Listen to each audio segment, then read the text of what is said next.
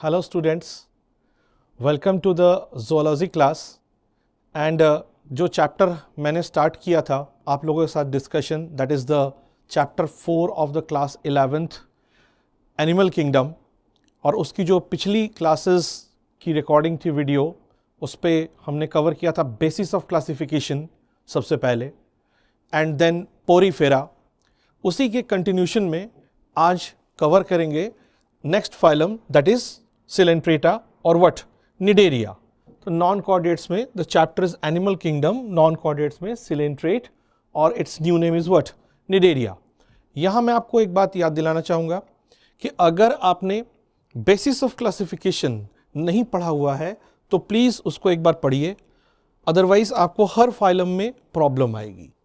So let us start with the topic phylum Coelenterata that is Cnidaria under the chapter animal kingdom. Basis of classification पढ़ते हुए ही हम लोगों ने जो कुछ बेसिक चीज़ें पढ़ी थी वो हमें निडेरियंस में पिछले टॉपिक से रिकॉल कर लेनी है, उस पर ध्यान देते हैं। तो पिछला जो फाइलम था वो क्या था, पोरीफेरा।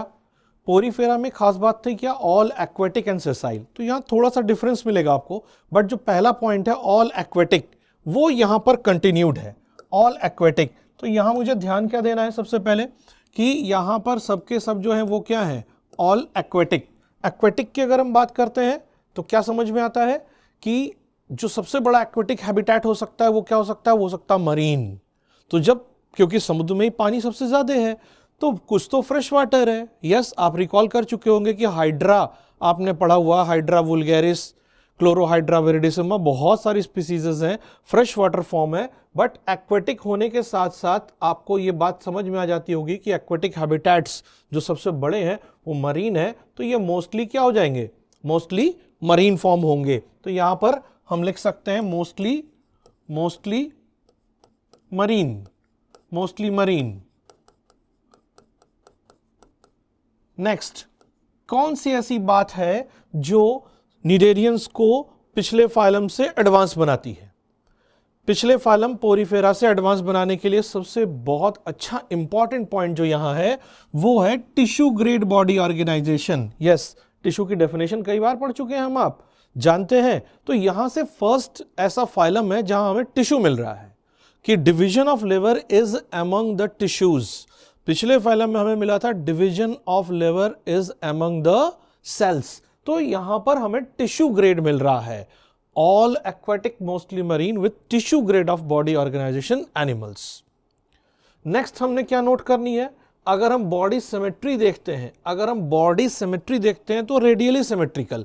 क्या पढ़ा था रेडियली सिमेट्रिकल में कि एनिमल है, उसकी सेंट्रल एक्सिस है बॉडी की, और वहां से अगर हम किसी भी प्लेन से कट करें तो ऑलवेज जो टू हाफ्स बनेंगी, ऐसे काटा जो टू हाफ्स बनी दोनों आइडेंटिकल है, पसंद नहीं आया इस तरीके से काटा जो टू हाफ्स बनी दोनों आइडेंटिकल है। तो निडेरियंस एक्सटर्नली जो होते हैं, एक्सटर्नल मॉर्फोलॉजी उनको हम अगर कट करते हैं तो उनके हमेशा टू इक्वल हाफ्स होते हैं। So they are what, radially symmetrical. Next topic जो इंट्रोडक्टरी हमने पढ़ना है वो है डिप्लोब्लास्टिक जर्मिनल लेयर्स। जो जर्म लेयर्स मतलब हमें कौन सी स्टेज देखनी है, एम्ब्रियोनिक स्टेज देखनी है। एम्ब्रियोनिक स्टेज जब हम देखते हैं तो हमें उसमें क्या दिखता है, बाहर की तरफ एक्टोडर्म, अंदर की तरफ क्या दिखाई देता है मुझे, एंडोडर्म। ये जर्म लेयर्स दो हो गए, एंड इन बिटवीन मुझे दिखाई देती है अनडिफरेंशिएटेड व्हाट, मीजोग्लिया। तो ये हमने याद कर लेना है कि इनमें जो जर्मिनल लेयर्स हैं वो सिर्फ 2 हैं, in between jelly like layer called what, mesoglea.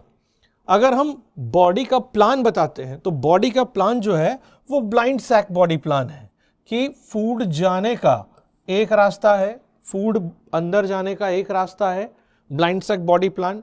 Undigested parts, products को निकालने का भी वही रास्ता है, ब्लाइंड सैक बॉडी प्लान। तो आपने क्या नोट करना था, mostly marine, all aquatic, advancement पिछले फाइलम से, tissue grade, radial symmetry, diploblastic animals with blind sac body plan. तो ये कुछ खास बातें हैं जो निडेरियंस को उनसे एडवांस बना रही है। नेक्स्ट एक टॉपिक डिस्कस करते हैं यहां पर about the mouth location on the hypostome. यहां पर एक वर्ड यूज किया गया है hypostome. Hypostome, hypostome cnidarian polyps में सिलेंट्रेट्स में एक अपलिफ्टेड एरिया है, अपलिफ्टेड एरिया है जिसके सेंटर पे माउथ दिखाई दे रही है मुझे, जिसके सेंटर पे माउथ दिखाई दे रही है। ये पॉलिप ड्रॉ किया है मैंने, अभी आऊंगा धीरे धीरे। सिलेंड्रिकल स्ट्रक्चर ड्रॉ किया है, उसके ऊपर मैंने माउथ ड्रॉ किया है। This is mouth, yes, entry and exit. इसको मैंने एक अपलिफ्टेड एरिया पे ड्रॉ किया है। इसको मैंने फ्लैट डिस्क के ऊपर ड्रॉ नहीं किया है, ऐसे ड्रॉ नहीं किया है कि ड्रॉ कर दिया है mouth. No, it is not so. This uplifted area जिसके सेंटर पे माउथ है, इसको बोला गया है, this area is called what? Hypostome. Hypostome. So mouth is located on hypostome. इसको अगर हम एनिमल की तरह बात करें तो इसके टेंटाकल्स यहां से होंगे। Now you can see this is the cnidarian polyp where you can see the tentacles are around and the central uplifted part is called the hypostome और उसके बीच में क्या मौजूद है? माउथ मौजूद है। अब सबसे इंपॉर्टेंट एंड इसकी एक्सक्लूसिव फीचर पर आते हैं। एक्सक्लूसिव का मतलब आप समझते होंगे, क्या समझते हैं? कि वो सिर्फ इसी फालम में क्या होता होगा? मिलता होगा। The name Cnidaria itself has been derived from the stinging cells, चुभोने वाली, कांटे जैसी छोटी, बट वो कांटे जैसी नहीं है, वो बंद है और कांटे की तरह निकलती है। वो बंद है और कांटे की तरह निकलती है, इस तरीके से। तो वो चुभने वाली छोटी छोटी, माइक्रोस्कोपिक, बहुत छोटी है, नेकेड आई से तो दिखने का सवाल ही नहीं है, बिल्कुल नहीं दिखेगा। माइक्रोस्कोपिक सेल्स हैं जो बॉडी के एक्सटर्नल सरफेस पे और टेंटाकल्स पे तो उसकी बहुत अधिक मात्रा है, जो टेंटाकल्स उनको फूड पकड़ने में हेल्प करती है। So the most exclusive feature of coelenterates और the cnidarians is the presence of cnidoblast और नीडोसाइट। यहां पर मैंने एक नीडोसाइट ड्रॉ किया है जिसके अंदर कॉइल्ड स्ट्रक्चर है रेड कलर का। उस पार्ट को जिसको हम बोलेंगे जब वो डिस्चार्ज होने वाली पार्ट है, that is called nematocyst. Let me repeat, छोटी सी सेल है, इस सेल का नाम है स्टिंगिंग सेल और व्हाट? नीडोब्लास्ट और व्हाट? नीडोसाइट।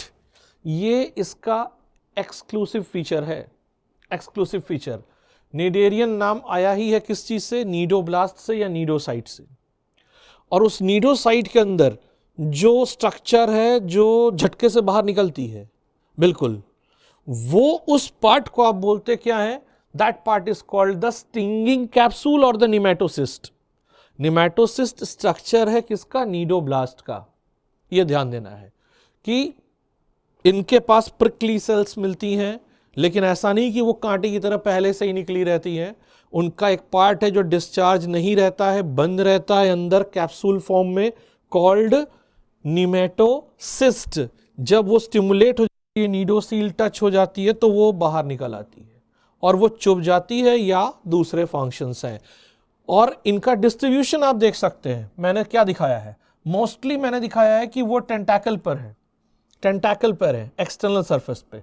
जैसे जैसे नीचे जाएंगे और बेस जहां से पॉलिप कहीं चिपकी होगी, इस पे आ रहा हूं धीरे धीरे इस पॉइंट पे, वहां पर ये नीडोब्लास्ट नहीं होंगे। तो नीडोब्लास्ट की जो संख्या है, batteries of cnidoblast, they are mostly on tentacles around the mouth and इनके कुछ स्पेसिफिक फंक्शन है according to different kinds of nematoblast या नीडोब्लास्ट के अकॉर्डिंग इनके डिफरेंट फंक्शन है। तो second most and the exclusive feature is presence of stinging cells, presence of stinging cells called cnidoblast along with the discharging part called क्या? Nematocyst. उनकी संख्या सबसे ज्यादा कहाँ? टेंटाकल्स में, माउथ के अराउंड, और बेस की तरफ जाते हुए उनकी नंबर क्या होती जाएगी? कम होती जाती है एक्सटर्नल सरफेस पे। जो सबसे इंपॉर्टेंट क्वेश्चन है वो ये सिर्फ नहीं है कि निडेरिया नाम कहां से आया, वो इंपॉर्टेंट क्वेश्चन है कि नीडोब्लास्ट का कौन सा फंक्शन नहीं है। अगर हम कंपेटिटिव नीड की तरफ देखते हैं तो ये बहुत बार पूछा गया क्वेश्चन है, पहले से घुमा घुमा के, which of the following is not a function of cnidoblast, कौन सा नहीं है, के लिए हमें क्या जानना पड़ेगा कि इसका कौन सा फंक्शन है। तो नीडोब्लास्ट जो है अलग अलग तरह के होते हैं, सारे एक जैसे नहीं होते हैं। जो सबसे बड़े होते हैं पेनिट्रेंट्स, उनके अंदर एक जहरीला पदार्थ होता है हाइप्नोटॉक्सिन, उनका काम है डिफेंस करना, ऑफेंस डिफेंस करना, कि कोई दूसरा एनिमल है उसको प्रिक किया, डिफेंस किया। तो सबसे बड़े जो नीडोब्लास्ट हैं पेनिट्रेंट्स, उनका काम है डिफेंस करना। दूसरे हैं एट्राइकस आइसोराइजा एंड होलोट्राइकस आइसोराइजा, उनका काम है एंकरेज, पकड़ बनाना कहीं से, एंकरेज करना। तो पहला हो गया डिफेंस, ऑफेंस डिफेंस है। दूसरा हो गया क्या, एंकरेज, पकड़ बनाना। और जो सबसे छोटे हैं उनके पास जो है थ्रेड लाइक स्ट्रक्चर है, जो प्रे को पकड़ते हैं, जो डिस्चार्ज होते हैं तो प्रे के चारों ओर लिपट जाते हैं, उनका नाम है डेस्मोनीम्स। तो ये नाम आपको नहीं याद रखना है कि पेनिट्रेंट्स हैं, एट्राइकस आइसोराइजा, होलोट्राइकस आइसोराइजा एंड डेस्मोनीम्स। आपको याद रखना है defence, offence, anchorage and capturing prey. तो 3 इंपॉर्टेंट पॉइंट हो गए किसके, नीडोब्लास्ट के, defence, offence, anchorage and capturing prey. का जो 4th ऑप्शन मैं बना सकता हूं दैट इज लोकोमोशन, कि लोकोमोशन, तो वहां पर लोकोमोशन को हम ओमिट कर देंगे, हटाएंगे, लोकोमोशन इसके फंक्शन में नहीं आएगा। Defence, offence, anchorage and capturing prey. तो ये थोड़ा बहुत सब कुछ जो आपको यहां पर था कि नीडोसाइट के अंदर निमेटोसिस्ट, फंक्शन 3 तरह के, defence, anchorage and capture prey, ये आपको याद रखना है, उनका कहां पर डिपोजिशन ज्यादा है। से मिलता जुलता एक पॉइंट मैं आपको यहां बता दूं, अगर प्रे की बात कर रहा हूं कि शिकार करके खाया गया है, कोई सांप है या टाइगर है उसने शिकार करके खाया है, तो हम उसको कैसा वोरस बोल सकते हैं। नेचुरली हर्बीवोर तो नहीं बोलेंगे, क्या बोलेंगे, कार्निवोर। तो यहां ध्यान रखना है कि जब मैंने बोला है कि ये इसका एक्सक्लूसिव फीचर है, सारे के सारे निडेरियंस में ये है और ये शिकार भी करने में मदद करते हैं, इसका मतलब सारे निडेरियंस क्या हैं, कार्निवोर हैं। और निडेरियंस आर कार्निवोर। आप बोल सकते हैं कि सर हाइड्रा तो बहुत छोटा है, तो वो उससे भी छोटी चीजों को पकड़ कर खाता है, उससे भी छोटी चीजों को किससे पकड़ेगा, डेस्मोनीम से पकड़ेगा। तो हमें 3 चीजें याद रखनी है, defence, anchorage, capture prey with the help of cnidoblast और निमेटोब्लास्ट। ये अनडिस्चार्ज का मैंने डायग्राम बनाया है और ये डिस्चार्ज का दिया हुआ है। नेक्स्ट पॉइंट पर आते हैं, अबाउट द कैविटी। इसकी बॉडी के बीच में जो सेंट्रल कैविटी है, उस कैविटी को हम क्या कह रहे हैं, उस कैविटी को यहां मैंने जीवीसी लिखा है, गैस्ट्रोवेस्क्यूलर कैविटी। सेंट्रल कैविटी को हम क्या बोल रहे हैं, गैस्ट्रोवेस्क्यूलर कैविटी। जब गैस्ट्रोवेस्कुलर कैविटी बोल रहे हैं, यस गैस्ट्रिक, गैस्ट्रो मतलब डाइजेशन से रिलेटेड है, इसका मतलब है डाइजेशन से रिलेटेड। आप बिल्कुल सही समझना शुरू कर दिए हैं। तो यहां पर एक एडवांसमेंट आपको और मिलेगा, जब सेल के अंदर डाइजेशन होता है तो उसको आप बोलते क्या है, you call it intracellular digestion, तब आप उसको बोलते हैं इंट्रासेलुलर डाइजेशन। लेकिन यहां जो डाइजेशन है वो 2 स्टेप्स में होगा, 2 स्टेप्स में। सबसे पहले जो फूड है वो कैप्चर किया जाएगा with the help of cnidoblast, जिसका टाइप मैंने आपको बताया अभी, डेस्मोनीम्स। उस फूड को एनगल्फ कर लिया जाएगा, एनगल्फ करने के बाद वो जाएगा कहां, गैस्ट्रोवेस्कुलर कैविटी में। गैस्ट्रोवेस्कुलर कैविटी में जाने के बाद इसके जो अंदर की लाइनिंग में सेल्स हैं, इसकी इनर लाइनिंग में जो सेल्स हैं, वहां से डाइजेस्टिव एंजाइम्स निकल रही होती हैं, और न्यूट्रिटिव इपिथेलियल सेल्स, उनसे डाइजेस्टिव एंजाइम्स निकल रही होती है। और सबसे पहले जो है डाइजेशन स्टार्ट होगा इस कैविटी के अंदर, दैट इज आउटसाइड सेल है, बॉडी के अंदर है, जैसे हम लोगों के होता है, इंटेस्टाइन के अंदर होता है, लेकिन सेल के अंदर तो नहीं होता है ना। तो हमारा डाइजेशन भी कैसा है, एक्स्ट्रा सेलुलर है। लेकिन यहां ध्यान रखना है कि 2 स्टेप्स में डाइजेशन है। पहले फूड अंदर गई, डाइजेशन शुरू हुआ गैस्ट्रोवेस्कुलर कैविटी में। गैस्ट्रोवेस्कुलर कैविटी में जो इनर लाइनिंग है इपिथेलियो न्यूट्रिटिव सेल्स जो है, अंदर वाली जो सेल्स हैं, वो डाइजेस्टिव जूस छोड़ेंगी। डाइजेस्टिव जूस छोड़ने के बाद वो फूड छोटे पार्टिकल्स में टूटेगा।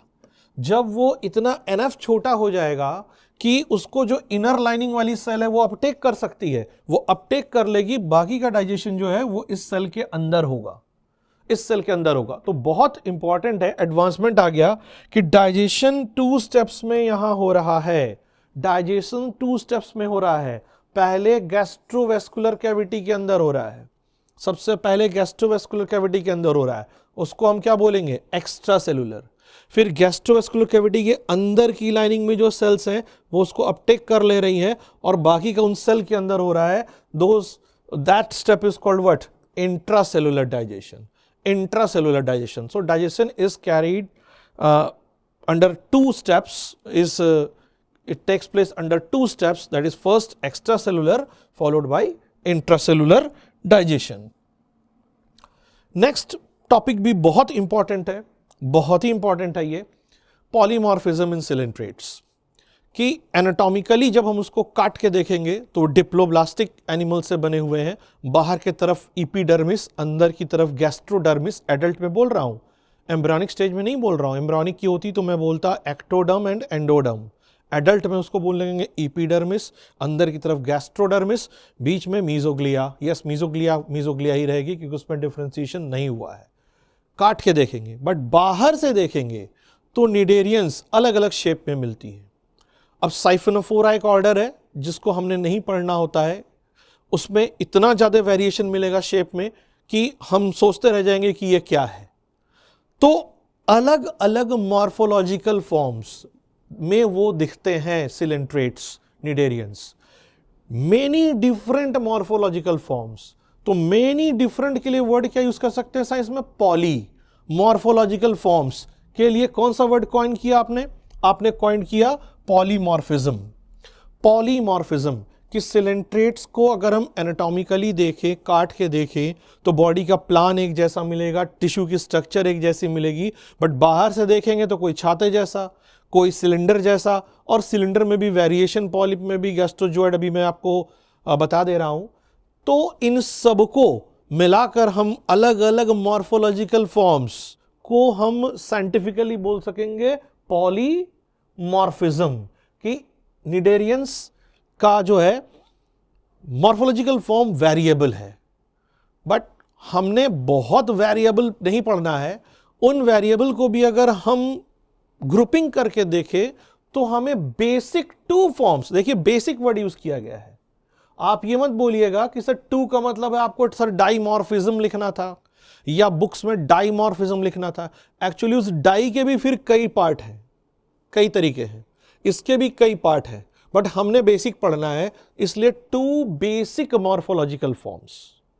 तो ये भी एक बहुत इंपॉर्टेंट फीचर है कि वो मॉर्फोलॉजिकली कई डिफरेंट फॉर्म में मिलते हैं, जिनको हम मोटा मोटा क्लबिंग करें तो 2 तरीके के बता सकते हैं, पॉलिप या फिर क्या, मेड्यूसा। ये बता सकते हैं कि पॉलिप जो होगा, यस हाइड्रा आपने जो पढ़ा है दैट इज अ पॉलिप, वो सिलिंड्रिकल है। तो 2 बेसिक फॉर्म्स हो सकते हैं निडेरियंस में, polyp and medusa. As I stated, why it is called polymorphism, क्योंकि पॉलिप भी कई तरह के हो सकते हैं, गैस्ट्रोजोइड, गोनोजोइड, डेक्टाइलोजोइड, टेंटाकुलोजोइड। तो फिर पॉली की बात आ ही गई, बट हमने क्या पढ़ना है, 2 basic forms, polyp and medusa. यहां पर मैंने 2 पिक्चर लिए हैं, एक पॉलिप लिया है, एक मेड्यूसा लिया है। इसमें समझने की कोशिश करेंगे, आपको बिल्कुल दिखाई भी दे रहा होगा कि जो पॉलिप है वो सबस्ट्रेटम पे, ये समुद्र के नीचे की सरफेस से चिपका हुआ है, और इसका बॉडी जो है वो मोर और लेस सिलिंड्रिकल दिखाई दे रहा है आपको, कि बॉडी सिलिंड्रिकल है, सबस्ट्रेटम से चिपका है, माउथ बीच में है, चारों तरफ टेंटाकल्स है फूड कैप्चर के लिए, लोकोमोशन नहीं है, सेसाइल है, एक जगह से चिपका हुआ है। तो पॉलिप जो है वो मोस्टली क्यों, नॉट ऑल, इसका मतलब है कुछ पॉलिप है जो मूव कर सकते हैं, मूव कर जाते हैं, बट पॉलिप्स आर सेसाइल। वो अपने हैबिटेट, चाहे वो फ्रेश वाटर हैबिटेट हो तो हैबिटेट के अपने रहने की जगह के नीचे की सबस्ट्रेटम से चिपके होंगे, वो सिलिंड्रिकल होंगे, वो फूड किधर से भी कैप्चर कर रहे होंगे, और सबसे जरूरी बात कि वो एसेक्सुअल रिप्रोडक्शन कर रहे होंगे। या तो वो बडिंग कर रहे होंगे, या फ्रैगमेंटेशन भी करते हैं, और बडिंग कर रहे होंगे, आगे पढ़ रहे हैं हम लोग मेटाजेनेसिस में, तो वो मेड्यूसा बना सकते हैं या बनाते हैं। सिलेंट्रेट्स टू बेसिक फॉर्म में एग्जिस्ट करते हैं, cylindrical sessile form that do not move from one place to another place are called polypoid forms. Polyp के भी कई टाइप हो सकते हैं। हाइड्रा जो आपने पढ़ा है, hydra that is actually a polyp. Adamsia, sea anemone को देखिए आप तो सिलिंड्रिकल बॉडी, ये पीडल डिस्क, ये समुद्र के नीचे चिपकी हुई है, एंथोजोअन पॉलिप है, ये इसके टेंटैकल और इस तरह का एनिमल, तो ये भी बिल्कुल सेसाइल होता है, बिल्कुल अपनी जगह से हिलता डुलता नहीं है। Sea anemone, Adamsia, hydra are very good example of polypoid forms of coelenterates. जबकि मेड्यूसा ठीक इससे उल्टा, अम्ब्रेला शेप्ड या बेल शेप्ड, या चर्च का या मंदिर के घंटे की तरह बीच में मैनुब्रियम भी हैंग करेगी। और आपने टेलीविजन में जेलीफिश को मूव करते हुए देखा होगा, टेलीविजन में अनड्यूलेटिंग मूवमेंट जैसा। तो जेलीफिशेस जो हैं वो अम्ब्रेला शेप है, एनाटॉमिकली वैसे ही दिखेगा। यहां पर गोनैड्स दिख रही हैं, उस पे आ रहा हूं मैं, बीच में माउथ दिख रही है, इधर ओरल आर्म्स दिख रही है, और ये मरीन हैबिटेट में मूव करते हुए चले जा रहे हैं। तो मेड्यूसा जो होती है वो फ्री स्विमिंग होती है, देखने में छाते की तरह या बेल की तरह होती है। जबकि पॉलिप्स जो होते हैं वो कैसे होते हैं, सिलिंड्रिकल होते हैं। जेलीफिश ऑरेलिया ओरेटा जो है जेलीफिश, कॉमन है, आपके इंडियन ओशन में भी मिलती है, ये मोस्टली एग्जिस्ट कर रही होती है किस फॉर्म में, मेडुसा के फॉर्म में, अम्ब्रेला के फॉर्म में। काट के देखेंगे तो अंदर उसी तरह के दो लेयर दिखेंगे जैसा मैंने बताया, लेकिन बाहर से देखने में दोनों अलग अलग दिख रहे हैं, इसलिए मॉर्फिज्म, मॉर्फोलॉजिकल फॉर्म में डिफरेंस की बात की गई है। तो अम्ब्रेला शेप होगा, या आप बोल सकते हैं bell shape, always free swimming, ये कभी भी सेसाइल नहीं होते हैं, ये हमेशा फ्री स्विम करते हैं। एक एडिशनल और बहुत इंपॉर्टेंट पॉइंट यहां आपको बतानी है कि मेडुसा सेक्सुअल रिप्रोडक्शन करता है, आगे की यही टॉपिक है हमारी आपकी, इसमें सेक्सुअल रिप्रोडक्शन करता है। यहां पर जो आपको ये पार्ट दिखाई दे रहा है, ये आइदर टेस्टिस और ओवरी। कैंसर, इसका मतलब मैं बताना चाह रहा हूं कि या तो मेडुसा फीमेल होएगी या तो मेडुसा मेल होगा। मेडुसा में सेक्सेस भी क्या होते हैं, सेपरेट होते हैं। तो sexes separate, free swimming stage is called Medusa, उसका माउथ नीचे हैंग करेगा, टेंटैकल्स उसके अराउंड रहेंगी, पॉलिप का माउथ ऊपर रहेगा, उसके टेंटैकल उसके अराउंड रहेंगी। तो ये बहुत इंपॉर्टेंट है, polymorphism include to basic body plans, polyp and Medusa. Next topic जो है इससे ही कोरिलेटेड है, मेटाजेनेसिस सिलिंट्रेट्स में, that is alternation of generation. Alternate का मीनिंग क्या है? अल्टरनेट का मीनिंग आप जानते हैं कि पहले कोई एक इवेंट, कोई एक घटना, फिर कोई दूसरी घटना, फिर पहली जैसी घटना, फिर दूसरी जैसी घटना, फिर पहली जैसी, फिर दूसरी जैसी, यू कॉल इट अल्टरनेट। तो यहां पर अल्टरनेशन ऑफ जनरेशंस को बोला गया है मेटाजेनेसिस। ओबेलिया लिखा है, हाइड्रोजोआ क्लास में अगर हम देखें तो हाइड्रा को छोड़ के मोस्ट ऑफ द के पास जो है वहां मिलेगा मेटाजेनेसिस। ओबेलिया, सी फर इसका कॉमन नेम है ओबेलिया का, इसमें दिखता। आइए समझने की कोशिश करते हैं कि मेटाजेनेसिस क्या है। मुझे क्या देखना है कि ओबेलिया में जो पॉलिप है, यस अभी हमारी आपकी बात हुई थी कि पॉलिप कैसे होते हैं, सिलिंड्रिकल होते हैं, पॉलिप सिलिंड्रिकल होते हैं। तो यहां मैंने एक पिक्चर लिया है ओबेलियन पॉलिप का, ये ओबेलियन पॉलिप है। इस ओबेलियन पॉलिप को देखें तो ये सिलिंड्रिकल है, इसकी माउथ है और यहां पर इसके टेंटैकल है, ये माउथ है, इसकी टेंटैकल है। तो फीडिंग जूऑइड है, पॉलीमॉर्फिज्म, पॉलिप के भी अलग अलग पार्ट होते हैं, ये फीडिंग जूऑइड है। तो ये पॉलिप फॉर्म है। तो मैंने यहां फर्स्ट स्टेज में लिखा पॉलिप, इसको जनरेशन 1 मान रहे हैं हम, पॉलिप। इस पॉलिप में एक खास चीज है गोनेंजियम, ये गोनेंजियम है, गोनेंजियम, और इसमें से बडिंग हो रही है। बडिंग, यस आप समझ रहे हैं, बॉडी से कुछ बर्ड निकल रही है। बट मजे की बात देखिए, यहां से जो बडिंग हो रही है उससे जो निकल रही है वो एक्चुअली मेड्यूसा है। पॉलिप में बर्डिंग से मेड्यूसा निकल रही है, ये इसकी अगली जनरेशन है। तो मैंने इसको यहाँ पे फ्लो चार्ट में शो किया है। यहाँ देखते हैं, ये पॉलिप है, ये बर्डिंग किया। बर्डिंग कैसा रिप्रोडक्शन है? एसेक्सुअल रिप्रोडक्शन है। एसेक्सुअल रिप्रोडक्शन से क्या निकला? मेड्यूसा। मेड्यूसा निकला। मेड्यूसा में अभी भी मैंने आपको क्या बताया कि सेक्सेस क्या होंगी? सेपरेट होगी। फीमेल मेड्यूसा अलग, मेल मेड्यूसा अलग। तो ध्यान देना है कि अगर हमने यहाँ 1G फर्स्ट जनरेशन काउंट किया, किसको? पॉलिप को, कि ये 1G है, फर्स्ट जनरेशन मान लो 1G। इसने क्या किया? एसेक्सुअल रिप्रोडक्शन से जो नेक्स्ट जनरेशन आया, सेकंड जनरेशन, वो पॉलिप जैसा नहीं है, वो मेड्यूसा है, वो फ्री स्विमिंग है, वो फ्री स्विमिंग है। और उसमें गोनैड्स अलग अलग है, मेल अलग है और फीमेल अलग है। अब जब ये रिप्रोडक्शन कर रहा है तो ये फीमेल एग प्रोड्यूस कर रही है, मेल स्पर्म प्रोड्यूस कर रहे हैं। फर्टिलाइजेशन के बाद जाइगोट जब डेवलप कर रहा है फाइनली लार्वा के बाद, मतलब पूरी डेवलपमेंट हो जा रही है, तो मेड्यूसा फिर मेड्यूसा नहीं बना रहा है, वो फिर क्या बना रहा है? देखिए जरा फ्लो चार्ट को पहले देखिए। पॉलिप से मेड्यूसा, और मेड्यूसा ने क्या किया? Sexual reproduction. सेक्सुअल रिप्रोडक्शन से फिर क्या आया? थर्ड जनरेशन आया। लेकिन ये जो थर्ड जनरेशन आया, that is like first generation, वो पॉलिप आया।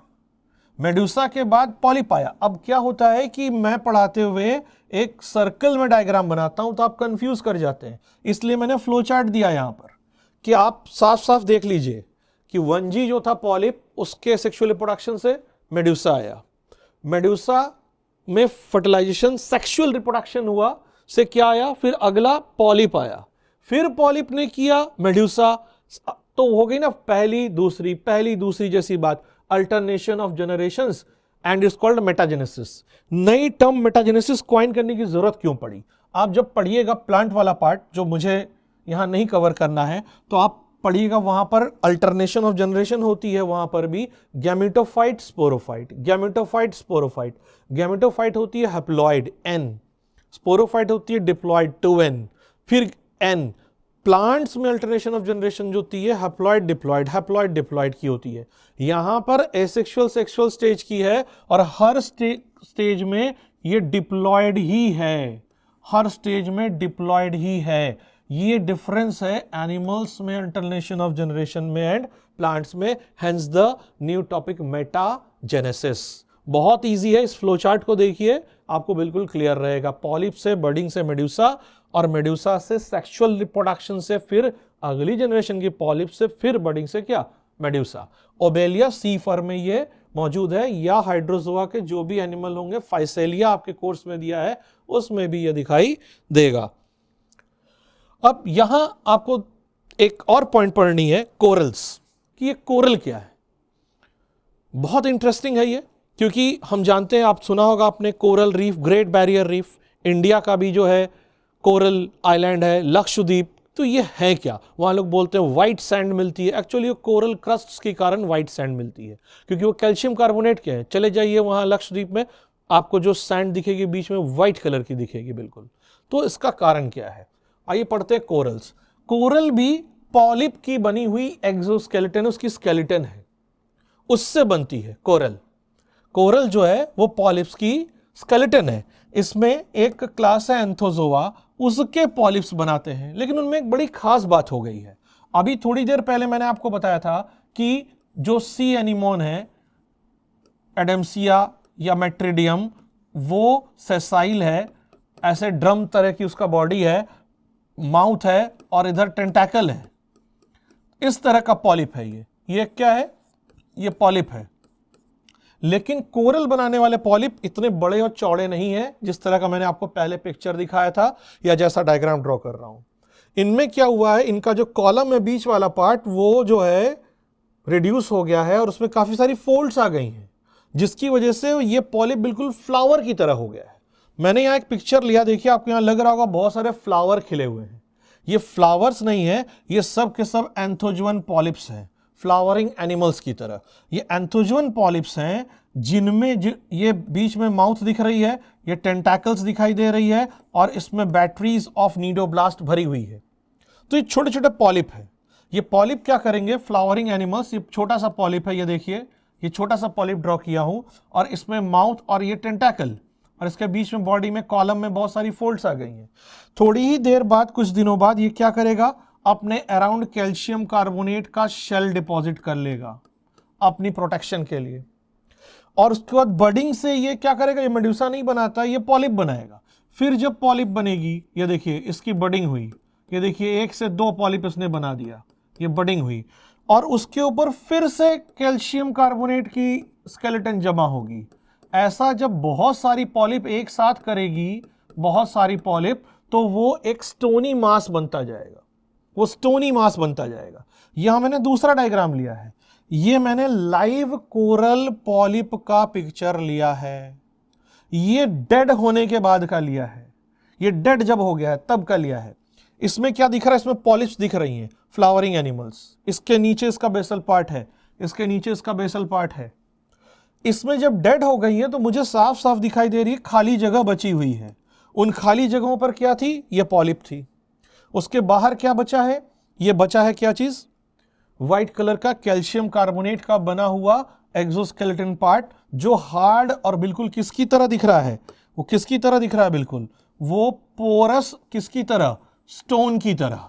जब इस तरह के मासेस धीरे धीरे धीरे धीरे ग्रो करती जाती हैं, बहुत बड़ी ग्रो करती है और किसी लैंड मास को एनसर्कल कर लेती है। जैसे ये मान लो यहां पर मैं ले रहा हूं, ये एक एग्जाम्पल आपके सामने ले रहा हूं। ये मान लीजिए कि मैं कोई आइलैंड बड़ा सा ले रहा हूं, ये मैंने कोई बड़ा सा आइलैंड ले लिया है जिसके चारों तरफ ओशन है और इसके साइड से ग्रो कर रही है, और इस आइलैंड को इस तरह की स्टोनी मास ने लगभग कवर कर लिया है।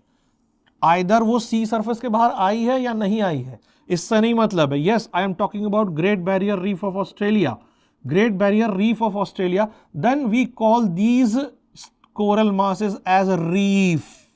तो यहां बहुत आसान है ध्यान देना कि कोरल क्या है। कोरल एक स्टोनी मास दिखेगी जो एक्सोस्केलेटन से बनी हुई है, किसकी, पॉलिप के बाहर बनी हुई है, जो धीरे धीरे ग्रो कर करके बनी है। ये सब सिलेंट्रेट के पॉलिप होते हैं और इनके चारों तरफ स्टोनी मास इकट्ठा हो जाती है। मैंड्रीना बहुत खूबसूरत लगती है देखने में। ब्रेन कोरल, ऐसा लगता है किसी का जो है सेरिब्रल कॉर्टेक्स निकाल के रख दिया गया है। यहां तो मैंने दूसरा स्टोनी मास लिया था जिसमें पोर साफ दिखाई दे, जिससे मुझे समझा सको या आपको मुझे भी समझ में आए। Meandrina brain coral has been written in your book, आप उसको पढ़िए। Brain coral, gorgonia sea fan, हाथ का जो फैन होता है वो 2D में दिखता है। मैंने जितने म्यूजियम स्पेसिफिन देखे गॉर्गोनिया के, वो बिल्कुल ऐसे फ्लैट होते हैं व्हाइट कलर के। तो sea fan, meandrina, brain coral, there are so many, बहुत सारे हैं, ट्यूबिपोरा है, बहुत सारे हैं, बट हमने बेसिक वो ध्यान देना जो आपकी बुक्स में लिखे हुए हैं, मैंड्रीना, ब्रेन कोरल, गॉर्गोनिया। और अगर बहुत बड़ी मास ने किसी लैंड मास को घेर लिया है तो we call it reef. Great Barrier Reef is a very good example of large coral mass, and Lakshadweep of India is of course an atoll type of island of coral masses. तो कुछ छोटी points मैं आपको यहां recall कराना चाहूंगा, और 2 animal के नेम जो आपके बुक्स में है तो आपको पढ़ना ही है। कि सबसे जरूरी पॉइंट जो मुझे ध्यान रखना है, नीडोब्लास्ट नेम कहां से आया था। नीडोब्लास्ट नेम आया था, yes, stinging cells called what, nematoblast या फिर निमेटोसाइट। उसके अंदर क्या थी, निमेटोसिस्ट थी। उसका मेन फंक्शन क्या क्या था, उसका मेन फंक्शन था एंकरेज एट्राइकस आइसोराइजा होलोट्राइकस आइसोराइजा से, ऑफन डिफेंस पेनिट्रेंट्स जिसके अंदर जहर थी हाइप्नोटॉक्सिन, और कैप्चर प्रे। कैप्चर प्रे किस चीज से थी, कैप्चर प्रे थी सबसे छोटी वाली डेस्मोनीम से थी। तो ये 3 तरह के जो है आपको याद रखने हैं निमेटोब्लास्ट। निमेटोब्लास्ट का कौन सा फंक्शन नहीं है ये आपको क्वेश्चन में पूछा जाता है या पूछा गया है। दूसरा, मेटाजेनेसिस, अल्टरनेशन ऑफ जनरेशन किस में दिख रहा है। हाइड्रोजोआ में मैंने आपको बताया था, तो हाइड्रोजोआ में ओबेलिया आता है, कॉमन नेम याद रखिएगा सीफर, गड़बड़ मत करिएगा। फाइसेलिया पे यहां पर ध्यान देना चाहूंगा, Portuguese man of war, it has been given in your book. इसमें बहुत बड़ी मात्रा की पॉलीमॉर्फिज्म मिलती है। इस पे एक फ्लोट मिलता है जिस पे जो है गैस ग्लैंड्स होती हैं, ऊपर सेल मिलती है, ये देखिए इस तरह का, और नीचे को तरफ लटक रही होती है, नीचे की तरफ हैंग कर रही होती है कॉर्मीडिया। बहुत इजीली मैं आपको बता दे रहा हूं, ये देखिए एक बैलून लीजिए, उस पर हवा भरिए और टाई कर दीजिए, धागे के साथ साइकिल की कुछ नट बोल्ट बांध दीजिए और उसको समुद्र में फेंक दीजिए, तो कैसा होगा? बैलून तैर रही होगी और धागे और नट बोल्ट कहाँ होंगे? नीचे डूबे होंगे। Physalia Portuguese man of war बिल्कुल इस तरह की कॉलोनी है, कॉलोनी है, एनिमल नहीं बोल रहा हूं। इसमें कई तरह के जूआइड्स हैं। बहुत अच्छा एग्जाम्पल है किसका? पॉलीमॉर्फिज्म का। जो कॉर्मीडिया है इसमें गैस्ट्रोजोआइड, गोनोजोआइड, डेक्टाइलोजोआइड, ऊपर गैस भरी हुई है, न्यूमेटोफोर, न्यूमेटोफोर के ऊपर float. Very important example, Physalia Portuguese man of war, वो फ्लोट करती रहती है। देन निडेरिया में माउथ कहाँ है? एक उठी हुई भाग में, उठे हुए भाग में, जिसको हम क्या बोल रहे थे? हाइपोस्टोम। कि अगर ये पॉलिप है तो ये हाइपोस्टोम के ऊपर, ये जो ऊपर का अपलिफ्टेड पार्ट है, इसको हम क्या बोल रहे हैं? हाइपोस्टोम। पिनाटुला, सी पेन, आप सी पेन, ये भी बहुत अच्छा एग्जाम्पल है, आपके बुक में दिया हुआ है। ये भी एक पॉलिप है। इसको अगर आप देखेंगे, पिंक कलर की बहुत खूबसूरत सी दिखने वाली पॉलिप होती है। सी फेदर भी इसका नाम है, सी फेदर भी। इस पे भी दो तरह के जूआइड्स होते हैं, साइफेनोजोआइड एंड गैस्ट्रोजोआइड, और ये भी एक जो है सॉफ्ट पॉलिप्स में आते हैं। ये समुद्र के नीचे आपको ऐसे पिक्चर्स में दिख सकता है। किस कलर का बताया मैंने? ये लाइट पिंक कलर का आपको दिखाई देगा। कौन सा एनिमल? पिनाटुला, सी पेन और सी फेदर, सी पेन और सी फेदर। एंड लास्ट क्वेश्चन जो यहां से मैं पूछ सकता हूं कि डाइजेशन इज एक्स्ट्रा सेलुलर और इंट्रासेलुलर और बोथ, तो आंसर बोथ हो जाएगा कि फर्स्ट स्टेप पर जो है डाइजेशन वो है कैसा? Extra cellular inside the gastrovascular cavity, followed by the intracellular of the lining cells of the lining of the gastrovascular cavity. So this was all about the cnidarians, coelentrates, and thank you for watching. Please keep on watching. Thank you very much.